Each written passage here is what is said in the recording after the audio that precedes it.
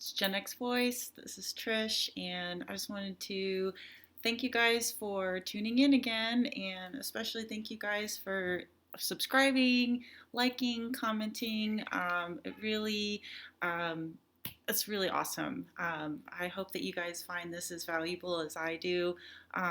Really hope that we get more people to talk about their experiences and these little pockets that we get put into called generations. And today I'm joined by my dog, Zabby, and she's enjoying some nice weather. I thought I'd give you guys a different view than my kitchen. But anyway, today I just wanted to talk about what is Gen X.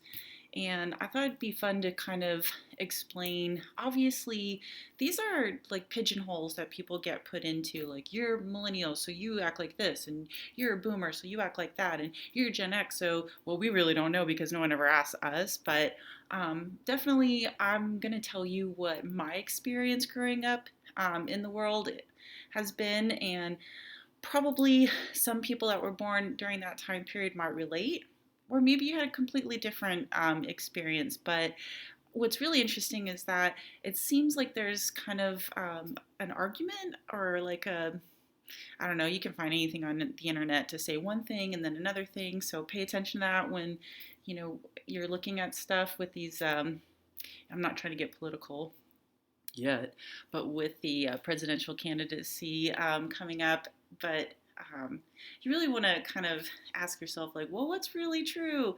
Because growing up, I always heard that, first of all, my generation was the smallest, and it was like from 1965 to or 1968 to 1980. But recently, I saw something that was like it was from 1960 to 1985, and I was like, what? When did we open it up that big? So I don't know. Listen, I was born in 1975, and from here on out, I'm just going to tell you what it was like growing up as a Gen Xer.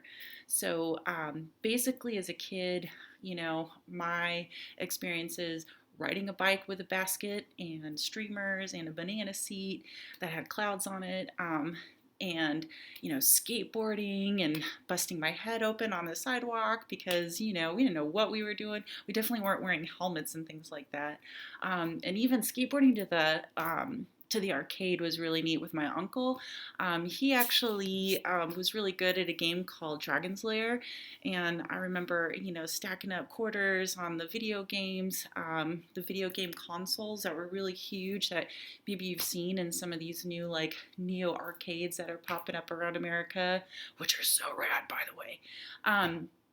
But I mean, my game was always Pac-Man and then Miss Pac-Man. Loved Frogger. That would be the game that I would play while my mom was doing laundry at the laundromat.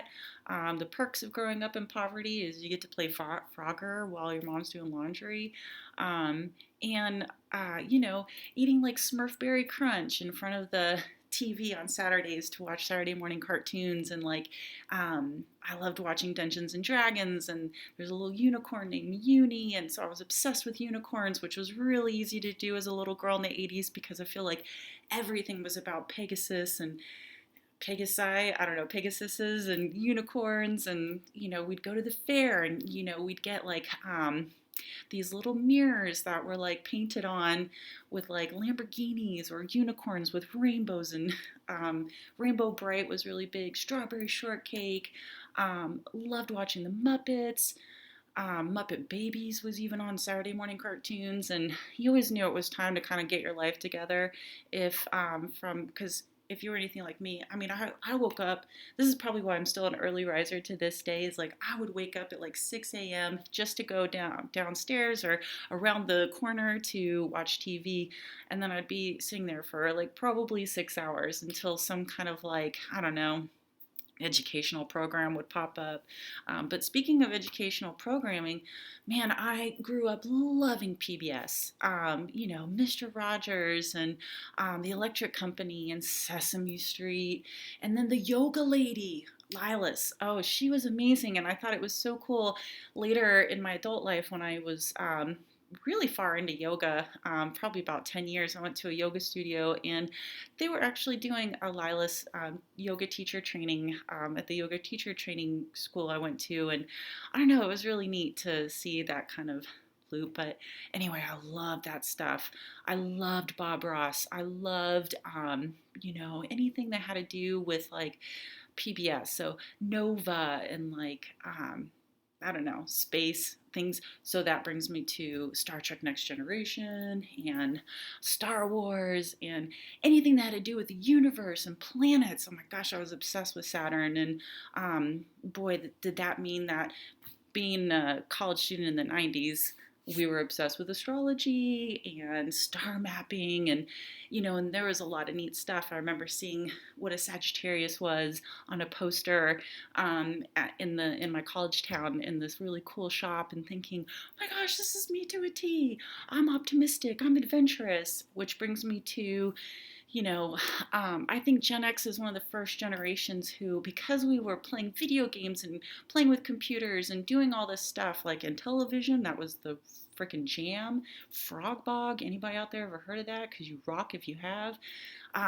But it really made us an adventurous type. I think that we were like the first generation to really like have a gap year and like, study abroad, and like everybody could study abroad, not just like the rich kids. Like I got to do that, even though I mostly hung out with rich kids when I was doing that.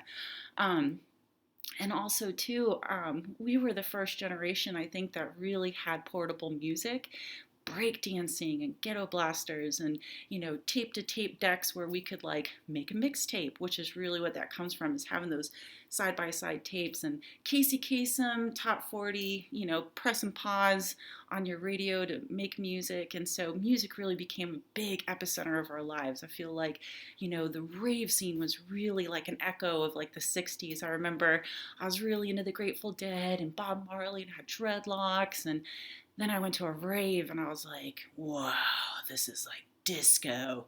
This must have been what the disco era was like, which, by the way, we did grow up with roller skates. So there was a lot of movement with music our whole lives, I feel like.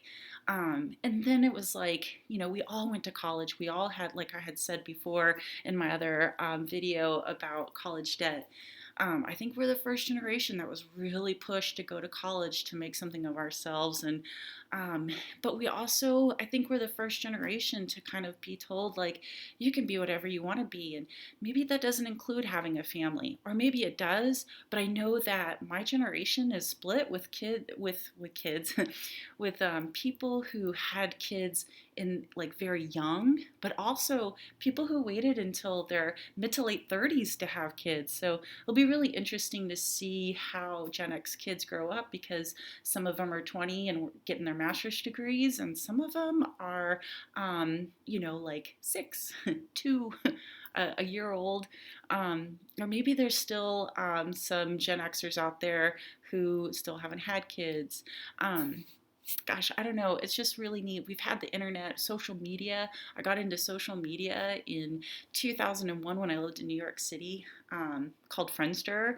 And when 9/11 happened, which I'll do a post about that in the future, I was on Yahoo Messenger and was IMing my uncle. And, a lot of people probably weren't really doing social media until Facebook really came at us, even after MySpace. So by the time Facebook came out, I remember rolling my eyes like, oh my God, I have to do another profile. Oh my gosh. We're probably the first generation to really do like online dating. And, there's just a lot of things that I think are really interesting about my generation, because we've kind of got one foot in the analog world and one foot in the digital world. Because I know I had a huge record collection at one point.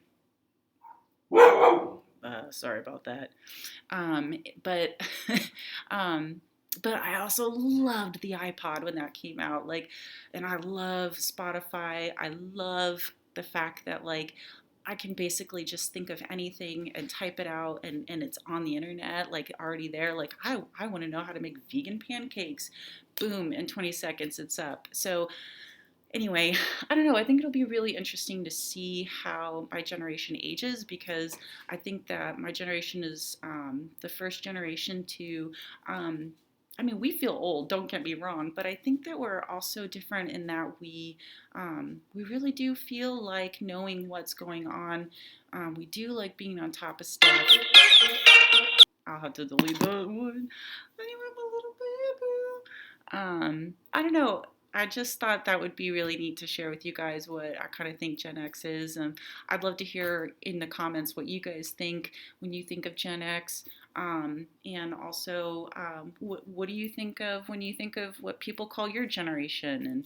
And yeah, leave a like, leave a comment. I'd love subscriptions because it shows me that you guys are interested in talking about this, hearing what I have to say, and I'd love to see conversations going on in the comments. So anyway, that's all I have for today. Just kind of a fun, like, what is Gen X kind of thing.